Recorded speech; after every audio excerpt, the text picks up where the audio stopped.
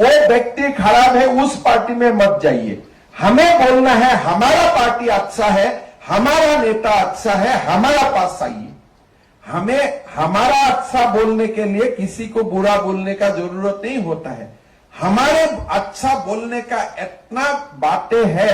अगर मैं अभी शुरू हो जाऊं मोदी जी का बारे में अच्छा बोलने के लिए, गृह मंत्री जी का बारे में अच्छा बोलने के लिए, 3 दिन तो मुझको खरा खरा लगेगा, मैं 3 दिन में भी खत्म नहीं कर पाऊंगा। तो इतना सब्जेक्ट है, इतना सब्जेक्ट है। तो इसीलिए हमें पॉजिटिव चुनाव लड़ना है। हमें यह टारगेट नहीं करना है देखो इसका खिलाफ है वो क्या होगा, हमें वो सब देखना नहीं, वो हमारा लीडर्स का काम है।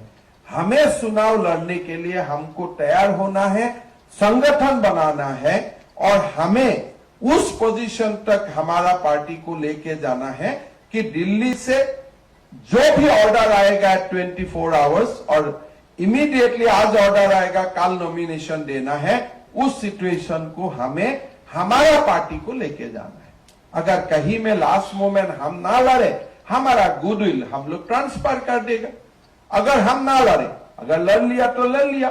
तो इसीलिए वो डिबेट में हमारा जब भी बात होता है लोग वो डिबेट में पड़ जाता है। वो डिबेट का कोई वैल्यू नहीं है। मैंने 2-3 इलेक्शन देखा, वो डिबेट का कारण ही बीजेपी का इफेक्ट होता है। हम लड़ता हूं पूरा कि हमें अकेला लड़ना है, उसको हमें नहीं लड़ना है, लेकिन बात जब लड़ने का हमारा बात सुनने का बाद जब पार्टी हमें इजाजत देता है लड़ने का, तब हम लोग रिजल्ट नहीं दिखा पाता हूं। इसलिए हमारा पूरा अप्रोच 5 साल वही काम में लगाता हूं कि हमें लड़ना है लड़ना है। अरे बाबा लड़ना है वो नड्डा जी का निर्णय नहीं है, कार्यकर्ता का निर्णय है। अगर कार्यकर्ता बोलता है लड़ेगा तो नड्डा जी लड़ेगा, लेकिन हमारा तो ऐसा भी नहीं होना चाहिए कि लड़ने का बाद हम 0 ऑल आउट हो जाता हूं, वो भी तो नहीं होना चाहिए। तो हमें दिल्ली को कुछ बोलने का पहले कि चुनाव लड़िए, उसका पहले हमको देखना है कि हमारा पैर पर कितना मिट्टी है, कितना जमीन का ऊपर हम लोग खड़ा है। तो उसी का प्रयास है ये विस्तार योजना। आप लोग आके रिपोर्ट देगा।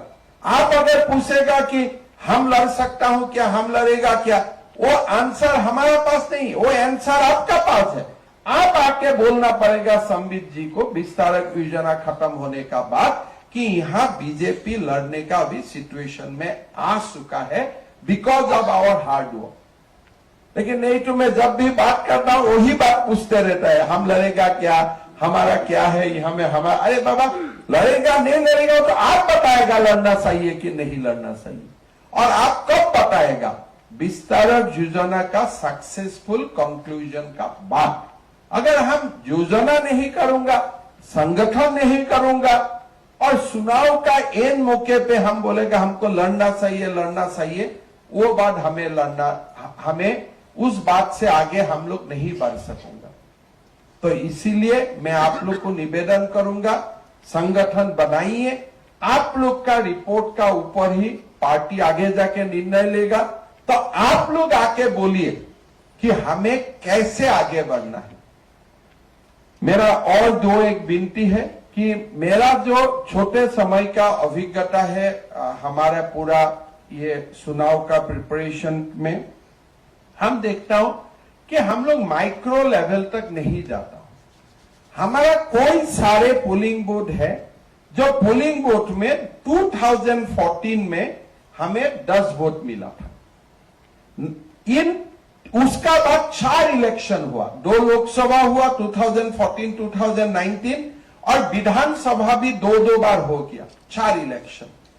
हमें पहले देखना है कि 2014 में हमको कितना वोट मिला था ये पार्टिकुलर पोलिंग बूथ में, और अभी अभी जो चुनाव कंक्लूड हुआ, जो स्टेट का जितना लास्ट चुनाव है, हमारा पोलिंग बूथ में यही वोट हम लोग मिला हो कि कम हुआ है कि ज्यादा हुआ है तो खुशी का बात है, लेकिन कम हुआ है हमें असेसमेंट करना है कि क्यों कम हुआ, कारण क्या है। वो कारण को ढूंढ के चुनाव का पहले वो कारण को हमने निवारण करना है, वो क्वेश्चन का हमें आंसर करना है। अगर पोलिंग बूथ अप्रोच हमारा नहीं होता है, हम खाली एक मैक्रो लोकसभा का एक मैक्रो सिचुएशन को लेके हम लोग चलता हो, वो नहीं है। जब बूथ जीतता है तो चुनाव जीतता है। तो हमारा जो अप्रोच होना चाहिए, पोलिंग बूथ अप्रोच होना चाहिए कि हर पोलिंग बूथ फिंगरप्रिंट में हर पोलिंग बूथ का असेसमेंट। अगर 2014 में जो हम लोग वोट मिला था, अगर 23 में भी वो वोट हमारा सिक्योर है, तो आगे हम लोग कैसे बढ़ेगा उसका बारे में आप लोगों को निर्णय लेना पड़ेगा और मैक्सिमम बूथ लेवल तक हमें काम करना पड़ेगा। हमारा कोई सारे जब एक जैसे हमें कलियाबर का ही असम का कॉन्स्टिट्यूएंसी ले लेता हूं, कोई सारे वोट है, हमें काम करना नहीं है, हमें अच्छा वोट मिलता है, चुनाव में सारों चुनाव में मिला है, आगे जाके भी मिलूंगा। लेकिन जो सीट हमारा जो पोलिंग बूथ में थोड़ा सा प्रयास करने से और अच्छा हो जाएगा, ये पोलिंग बूथ का लिस्ट बना के वो पोलिंग बूथ का ऊपर हमें स्ट्रेटेजी बनाना है। पार्टी ने काफी सारा, आप लोग को संबित जी ने पार्टी का निर्देश भी बताएगा, उनका अनुभव भी बताएगा। संबित जी भी नॉर्थ ईस्ट में लास्ट 2 साल में मणिपुर का चुनाव में भी इन्वॉल्व हुआ, हमें जिताया, त्रिपुरा में भी जिताया, तो काफी अनुभव अभी हो चुका है और संबित जी का अनुभव का भी हम लोग का लाभ होगा, हम लोग का फायदा होगा, ये मेरा मानना है। और बाकी आप लोग सब लोग already you have done many rounds of Vistara योजना, तो आप लोग का एक्सपीरियंस भी आप लोग जरूर शेयर करेगा और हम लोग को आगे बढ़ने के लिए, आगे जाने के लिए रोड मैप भी आज का सभा में निर्णय हो जाएगा। मैंने मेरा वक्तव्य का पहले ही मैं बताया था आप लोगों को कि आज का दिन का महत्व, हमें सबको पता है कि आज का दिन भारत का इतिहास का एक बहुत बड़ा दिन है। और बड़ा दिन है, ऐतिहासिक है, हिस्टोरिकल है। इसलिए आज का दिन में ही हमारा उस समय का नेतागण ने, देश का नेतागण ने निर्णय लिया था कि हमें फाइनल असॉल्ट ऑन ब्रिटिश करना है और हमारा देश से ब्रिटिश को भगाना है। लेकिन एक बात हमें, अगर throughout the freedom movement हमें, if we look at the our goals, our ideals, तो हमें ये बात को भी नजर लाना पड़ेगा कि जब क्विट इंडिया मूवमेंट हो और फ्रीडम मूवमेंट हो, ये एक ऐसा मूवमेंट नहीं था कि खाली देश से आप ब्रिटिश को भगा दीजिए। इसलिए अनलाइक अदर फ्रीडम मूवमेंट, हमारा जो फ्रीडम मूवमेंट था वो नॉन वायलेंट था और हमेशा एक वैल्यू का ऊपर, एक मूल्यबोध का ऊपर आधारित था। महात्मा गांधी जी ने नॉन कोऑपरेशन मूवमेंट को कॉल ऑफ कर दिया था when the movement was at its height, because वो समय उनको लगा कि मूवमेंट में वायलेंस आ चुका है। इसीलिए उन्होंने सडनली बोला, नहीं, आज से मैं मूवमेंट नहीं करूंगा, I have call off my movement, because he wanted to ensure that the movement throughout the period remain non violent. उनका मन था कि मूवमेंट का साथ साथ हमें एक आत्मनिर्भरशील भारत भी बनाना है। तो उनने सरखा को एक मीडियम बनाया था और ब्रिटिश का जो गारमेंट था, ब्रिटिश का जो सामग्रियां था, उनका जगह में स्वदेशी के लिए उन्होंने काम किया था। उनका जो फ्रीडम मूवमेंट गांधी जी ने हमें दिया था, उनका पॉलिटिकल ऑब्जेक्टिव था, सोशल ऑब्जेक्टिव था, उनका इकोनॉमिक ऑब्जेक्टिव था। सोशल ऑब्जेक्टिव में उनको एक बहुत बड़ा उनका मन में था कि मैंने अनटचेबिलिटी को रिमूव करना है भारत का समाज में।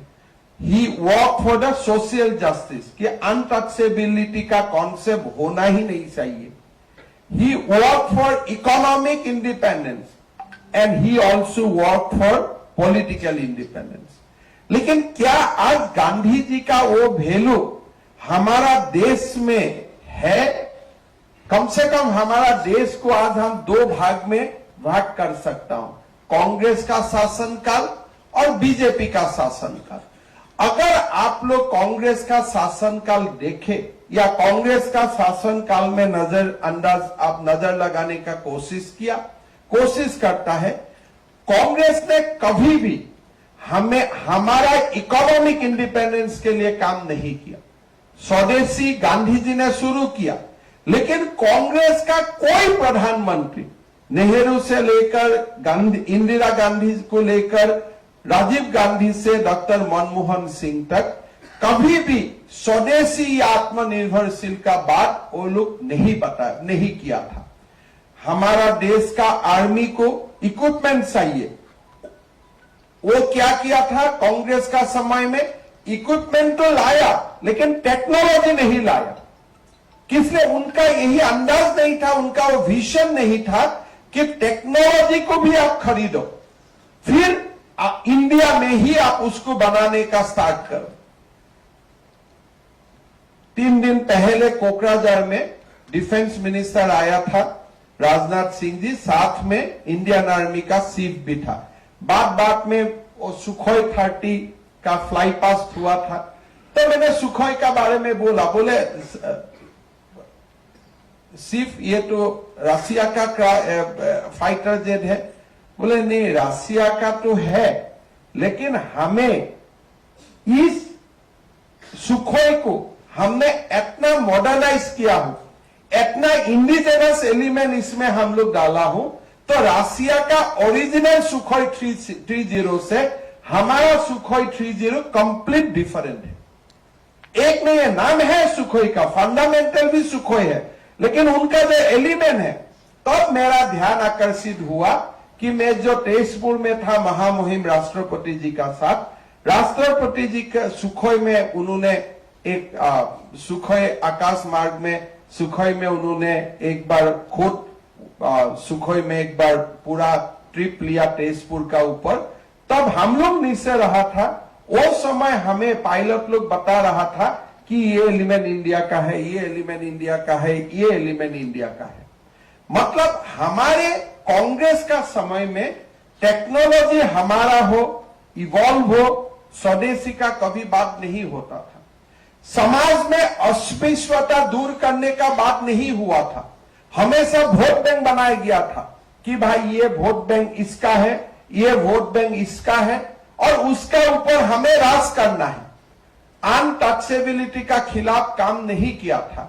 और जो कॉलोनियल लेगेसी था, अब छोटा बात देखिए, हमारा प्रधानमंत्री जी का निवास क्या था? 7 रेसकोर्स रोड. हमारा जो हमारा राजपथ माना जाता था, वो भी आज इंडियनाइज नहीं था. नेशनल वॉर मेमोरियल 75 साल में नहीं बना था. और जो हम ब्रिटिश लोगों ने कैनोपी से जो ब्रिटिश का राजा का एक प्रतिमूर्तियां था, उसका जगह में नेताजी सुभाष चंद्र बोस का प्रतिमूर्ति लागे, वो कल्पना कांग्रेस ने कभी नहीं किया था. और आप देखिए, गांधी जी ने कभी उनका बेटा बेटी को राजनीति में नहीं लाए. वो परिवारवाद का खिलाफ था, लेकिन कांग्रेस का शुरुआत का दिन से ही परिवारवाद से ही कांग्रेस शुरू हुआ. Dynastic politics is not a concept propagated by Mahatma Gandhi ji. Mahatma Gandhi ji ने कभी भी जीवन में अपना बेटा को साथ में लेके आगे नहीं बढ़ा, अपना बेटी को, अपना परिवार को, अपना मां को, अपना फैमिली को आगे नहीं बढ़वाया. लेकिन 1947 से ही जवाहरलाल नेहरू ने कांग्रेस को एक डायनेस्टिक पॉलिटिकल पार्टी बना दिया. और डायनेस्टी खाली गांधी फैमिली में दिखाई नहीं देता है. आज आप हर जगह में आइए, हर जगह का चीफ मिनिस्टर ने एक एक डायनेस्टी को बड़ा किया. अगर आप हरियाणा में जाते हैं तो हुडा का डायनेस्टी को दिखाई देता है, आसाम में आएगा तो गोगोई का डायनेस्टी को दिखाई देगा, हर जगह में आप जाइए, बड़ा ने डायनेस्टी किया, इसलिए उनका जो फ्यूडल सट्रब्स है उन्होंने भी अपना डायनेस्टी शुरू किया और उनको देखते देखते पंचायत जिला परिषद तक भी डायनेस्टी का काम शुरू हो गया। आज जो फ्रीडम मूवमेंट का जो लिगेसी था, वो लिगेसी से कांग्रेस कंप्लीट बाहर हो गया। तो इसलिए प्रधानमंत्री जी बोलते हैं कि देखो क्विट इंडिया, ये क्विट इंडिया मूवमेंट को आज हमें नया बनाना से, नया स्वरूप से इसको हमें देशवासियों का सामने लाना है कि इंडिया से डायनेस्टी को भगाओ। अभी quit India, who will quit India, dynasty will quit India, कि डायनेस्टी अभी नहीं रहेगा, साधारण प्रजा रहेगा, साधारण प्रजा भारत का प्रधानमंत्री बनेगा। Let dynasty quit India, let colonial legacy quit India. सारे जगह में आप जाइए, अभी भी कॉलोनियल लीजेसी इज देयर, सारे जगह में बाहर नहीं हो पाया हम लोग। तो आज ये क्विट इंडिया मूवमेंट का डे में हमें नया स्लोगन लेना है, let all colonial legacy quit India, let corruption quit India, let dependence on foreign economy quit India. तो ये जो क्विट इंडिया का मूवमेंट है, अच्छा बात है। हमारा भी जो अलायंस हुआ, उन्होंने भी अपना नाम I full stop, N full stop, D full stop, I full stop, A full stop पढ़ने के लिए भी कोर्स कम हो जाता है। कितना फुल स्टॉप को पढ़ना पड़ता है उस नाम का साथ भी, कितना आप फुल स्टॉप पढ़े। तो जो भी है उनको फाइनली हमें फुल स्टॉप कर देना है। भाई तुम्हारा दुकान सब आई से हम कितना बार बोलते रहूंगा आई फुल स्टॉप। अभी तो डिबेट में जाने के लिए भी संबित जी लोग का शायद कास्ट होता है। जब हमें तो इंडिया नहीं बोल सकता हूं, हमें उसको यही बोलना पड़ेगा कि इंडिया का नाम इंडिया है, लेकिन इनका नाम है क्या, कोई इंडियन नेशनल कुछ बोलते रहता है, टीवी में पूछता है तो वो लोग को भी अपना नाम मालूम नहीं है। तो ये जो I full stop, N full stop, D full stop, I full stop, A full stop, उनको सारा को सारे हमें फुल स्टॉप कर देना है। और ये क्विट इंडिया मूवमेंट में जैसे गांधी जी ने ब्रिटिश को फुल स्टॉप कर दिया था, इसी दिन हमें दोबारा यह संकल्प लेना है कि हम डायनेस्टिक पॉलिटिक्स को फुल स्टॉप कर देगा, हमें करप्शन को फुल स्टॉप कर दूंगा, हमें नेपोटिज्म को फुल स्टॉप कर दूंगा, और साथ साथ में जो बचे हुए कॉलोनियल लीगेसी है सारे को हम फुल स्टॉप कर दूंगा। तो आज का दिन बहुत ही बड़ा दिन है। आज का दिन में ही हम यह संकल्प लूंगा कि भारत से सारे बुराइयों को हमने क्विट करवा दूंगा, उस सोकल फुल स्टॉप वाला पार्टी को हम क्विट करवा दूंगा, नेपोटिज्म को क्विट करवाऊंगा, डायनेस्टिक पॉलिटिक्स को क्विट करवाऊंगा। और यही संकल्प लेके हमें आगे बढ़ना है। और हमें कैसे क्विट करवाऊंगा, मोदी जी को 350 सीट से अगर तीसरा बार भारत का प्रधानमंत्री बना देता हो, डर में मारे सब भागेगा, वो पक्का है। ये 2 साल में बहुत कुछ भाग चुका है, जो 30% है वो भी भाग जाएगा, भागने का कगार में है, ऑलमोस्ट वाइप आउट हो चुका है, थोड़ा बहुत जो बाकी है वो भी भाग जाएगा, ये मेरा विश्वास है। आप लोग गुवाहाटी में आए, मैं आप लोग को दोबारा स्वागत करता हूं हमारा असम में। और आज पूरा दिन का आप लोग बहुत ही सिंसियरली से हमारा जो मार्गदर्शन होगा वो सुनिए। मैं दोबारा बोलता हूं, आप लोग देखिए, 25 एक बहुत बड़ा ब्लॉक होता है, 25 छोटा सीट नहीं होता है। गुजरात का ऑलमोस्ट इक्वल हो जाता है, और मैं ये पॉजिटिवली बोल रहा हूं, उड़ीसा का इक्वल हो जाता है, हिमाचल उत्तराखंड सबसे ज्यादा हो जाता है। तो इंडिया का बहुत सारे, तेलंगाना से हमारा सीट ज्यादा हो जाता है, आंध्र प्रदेश का लगभग हो जाता है। तो ये बहुत बड़ा एक शक्ति बनता है। तो इसीलिए 25 को 25 करना, यह संकल्प लेते हुए और भारत से सारे बुराई का क्विट करवाना, यही संकल्प लेते हुए हम यहां से जाएगा। पुनः बार आप लोग को धन्यवाद देते हुए मैं मेरा वाणी को विराम देता हूं। बहुत बहुत धन्यवाद।